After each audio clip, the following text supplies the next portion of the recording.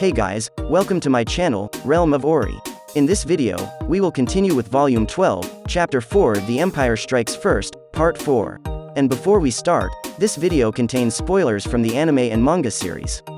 And by the way guys, please don't forget to subscribe to my channel and click on the bell icon to get notifications for upcoming videos. So without further ado, let's get into the video. Yuki let out a sigh of relief as the Imperial Conference ended. In the previous meetings, the Marshal never spoke. But this time, she was actively interfering. As a result, Yuki was forced to tweak his plan a bit. It's no big deal. My army will be deployed near the Imperial capital as planned. Most of the Armored Corps, which is the most influential and distracting, would invade the Great Jura Forest. I wouldn't have guessed that even the Magic Beast Corps, with Vega in their midst, would move to the front lines, but I guess the Mixed Corps is all I need for the coup d'état. You look so grim, what's on your mind? Yuki asked the person sitting across from him, Gadra. It's about the Marshal? The Marshal? I was wondering why she might have been so impatient. Impatient? Yuki blurted. I didn't get that feeling from her. Yuki couldn't fathom why that was keeping Gadra preoccupied. To him, it was neither here nor there, but something about it was plainly bothering Gadra. I also thought about it during today's meeting, but she was quite the monster. To tell you the truth, it would be difficult to say whether I could win against her or not, unless I found out personally. Marshal Dono is always appointed right after the succession of His Imperial Majesty Rudra. She has always protected His Imperial Majesty, like she did for the previous generation, and the ones before that. But still, as far as I know, there is no record of the Marshal being involved in military affairs. So why? The Marshal becoming a problem was something Yuki hadn't accounted for, either. But it wasn't entirely unexpected. After all, the strongest demon lord, Guy Crimson, seemed to have a bone to pick with the Empire. It didn't take someone as smart as Yuki to figure out that something was going on. Why did Guy Crimson, the embodiment of power, let the Empire do as they pleased? Yuki wondered if the reason behind the prideful demon lord's reluctance to make a move was because of someone even he was wary of. And if he were told that this person was the Marshal, well, he would be inclined to believe it. At any rate, if the war spirals out of control and engulfs the world in chaos, what follows would be extraordinary. Then, a monster lurking in the shadows might reveal itself. Yuki smirked as he played out the upcoming events in his head, barely containing his enjoyment. Gadra sighed as he watched Yuki indulging in his fantasies, but alas, there was nothing for him to do about it. Changing gears, he decided to talk with Yuki about their future plans. So, Yuki, things are on the up and up on my end. Now that my cause for vengeance against the West has disappeared, I would have preferred to avoid war, nonetheless. What do you think that self-centered attitude will achieve? You've been encouraging war for years. Well, I can't deny that. Gadra was, by and large, a selfish man who never cared about what others told him. As long as he and his beloved friends were safe, nothing else mattered to him. Indeed, he was a great mage, but he was no god. He did not pride himself on being all-powerful and had a clear understanding of his own limits. That was exactly why he desperately insisted on avoiding war, viewing it as his final service to the Empire. Demon lords were said to be the enemy of mankind.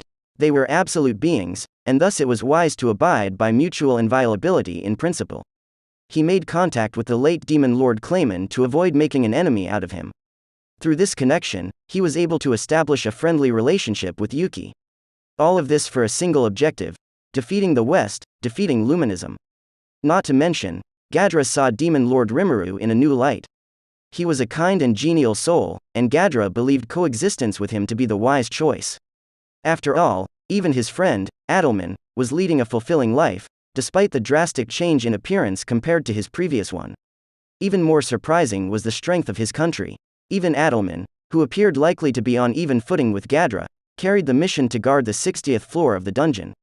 While he was promoted to the guardian of floor 70, it meant that there was still someone higher up the ladder.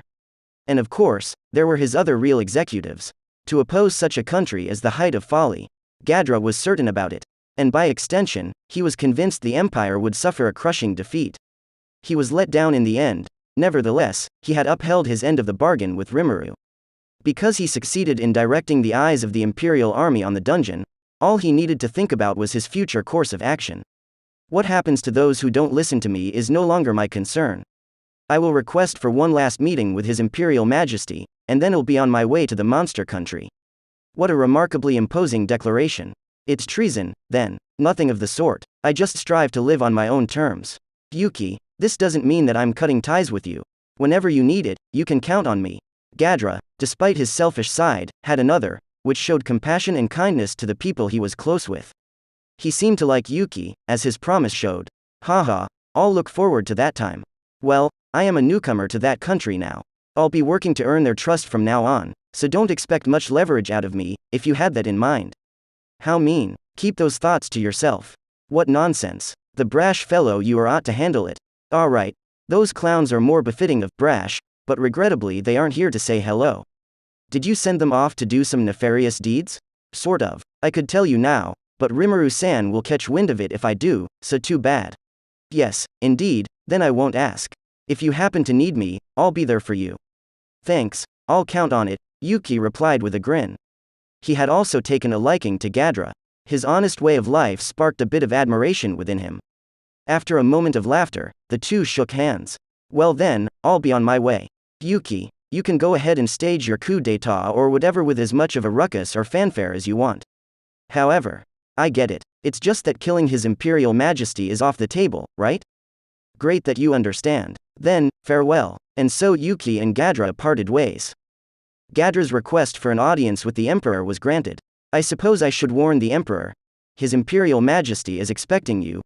From the polished corridor of the atrium, the sight of pink cherry blossoms slowly came into view. Were said to be a symbol of the prosperity of the empire. It is as beautiful as ever. However, it was unpopular with Japanese people who came from another world. Is that so? Was it wabi-sabi, or beauty in destruction? Cherry blossoms are an ephemeral beauty, lasting only the moment they scatter in the wind. That's also a way to look at it. Isn't that right, Kondo Dono? A fierce man emerged from the shade of a sakura tree. I thought I'd hidden my presence well. You're right, I didn't notice you at all. It was just, what's the term, foreboding. Somehow, I guess, I had an ominous feeling for whatever reason. I can't let you have an audience with the Emperor. Why? I have no intention of giving you the reason, and it's meaningless for you to know it. First Lieutenant Kondo responded and raised one arm, holding a glossy lump of black iron in his hand. Do you want to kill me? Kondo, you bastard.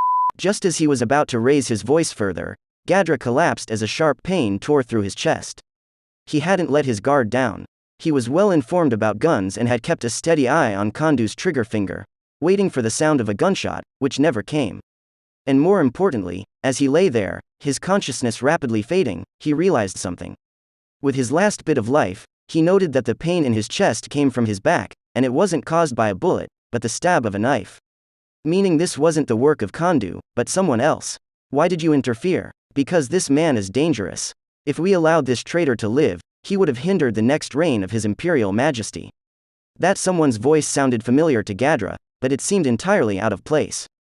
But this man was still His Imperial Majesty's friend. Gadra's senses grew fainter by the moment as the voice of Kondo faded away. Is this poison? What a thorough job. All of this is punishment for betraying His Imperial Majesty Rudra, huh? And lost consciousness on the spot.